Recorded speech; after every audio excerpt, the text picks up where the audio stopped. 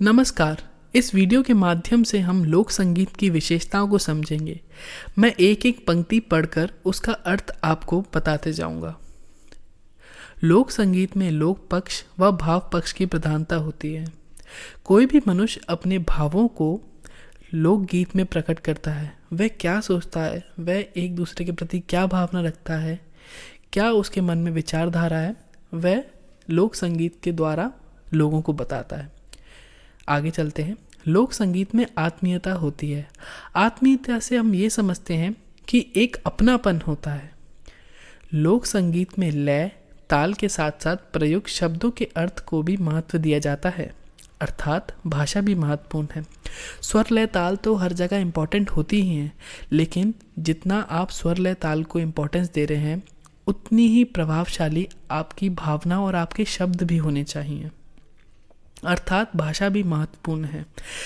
Next, लोक संगीत का जन्मदाता व प्रेरणा स्रोत जनसाधारण है। यह किसी वर्ग विशेष का नहीं होता है। अब यह सेल्फ क्रिएटेड है। ये लोगों के आसपास एनवायरनमेंट से एक दूसरे को देखकर खुद से ही क्रिएट किया गया है। यह नहीं कि किसी वर्ग विशेष है और किसी एक जाति या किसी एक कैटेगरी को नहीं आता। ये सभी गाते हैं। लोक संगीत हमारी सांस्कृतिक परंपराओं को जीवित रखने में सहायक एवं मनोरंजन का साधन है। अब सांस्कृतिक परंपराओं से हम ये समझते हैं कि जो हमारे रीति रिवाज हैं, जो हमारी पुरानी परंपराएं हैं, जो हमारे बूढ़े लोगों ने हमें दिया है, वो जीवित कैसे रहेगा। तो उसमें उसको जीवित रखने में लोक संगीत का सबसे बड़ा हाथ है। और पुराने समय में पहले इतनी ज़्यादा चीज़ें नहीं होती थी कि हम एंटरटेन हो पाएँ, तो बहुत सारे लोग एक साथ बैठकर लोक संगीत गाते थे, जिससे उनका मनोरंजन भी होता था और उनको सुकून भी मिलता था और उनकी संस्कृति भी जीवित रहती थी। नेक्स्ट पॉइंट, लोक संगीत में भाव पक्षों की प्रधानता के कारण ये कभी पुराना नहीं होता।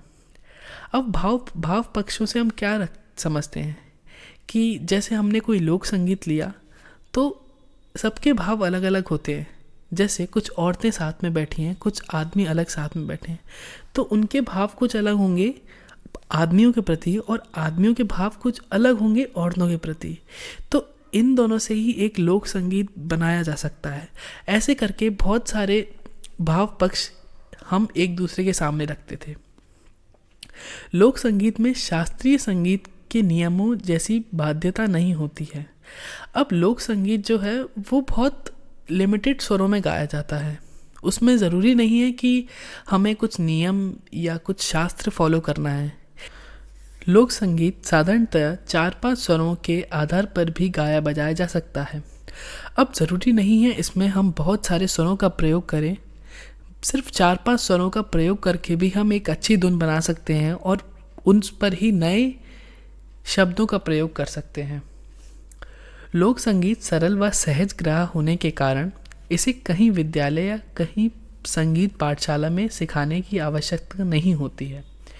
अब लोक संगीत इतना सरल होता है कि आप देखते देखते और लोगों के साथ बैठ कर ही सीख जाते हैं। लोक संगीत प्रत्येक प्रदेश विशेष संस्कृति, व्यक्ति, समाज के दुख सुख का प्रतिबिंब होता है।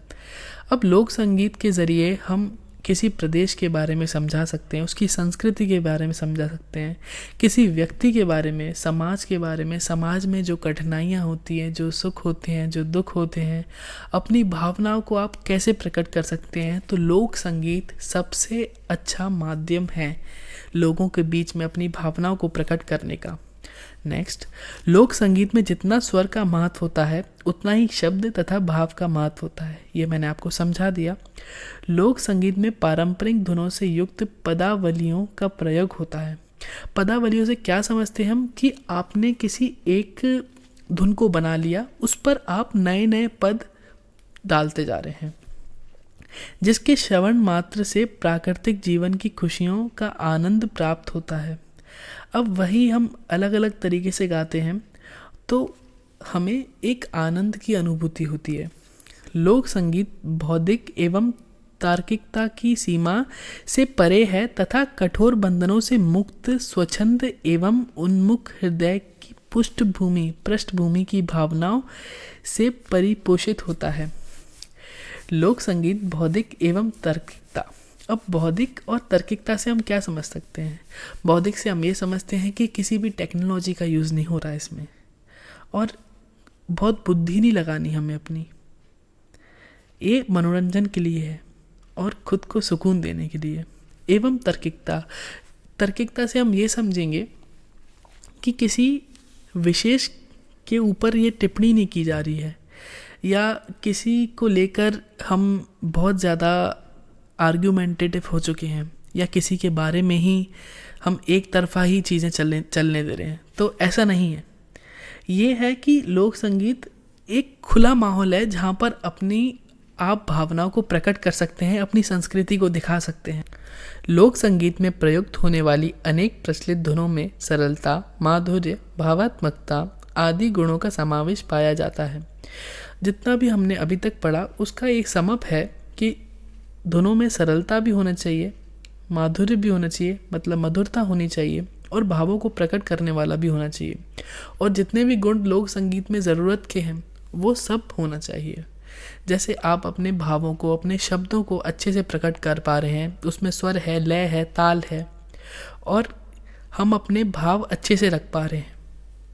इस प्रकार लोक संगीत ने अपने सरल व प्राकृतिक आनंद के साथ प्रबुद्ध संगीतज्ञों को भी प्रभावित किया। अब सरल और प्राकृतिक आनंद तो मिला ही इससे, लेकिन बड़े बड़े संगीतकारों को भी इसने अपनी तरफ प्रभावित किया, और वर्तमान में यह लोक संगीत भारत में विभिन्न प्रांतों में जीवित है। अब अलग अलग राज्यों में ये फेमस है। जैसे राजस्थान के कुछ हिस्सों में आज भी जीवित है, और हिमाचल के कुछ हिस्सों में हिमाचली लोक संगीत आज भी जीवित है। ऐसे अलग अलग हिस्सों में से बांट दिया गया जो विभिन्न रूपों से संरक्षित हैं। संरक्षित से हम ये समझेंगे कि वो सुरक्षित हैं और उन्हें वैसी उस प्योरिटी के साथ आज भी गाया जाता है। अतः इसका अध्ययन विभिन्न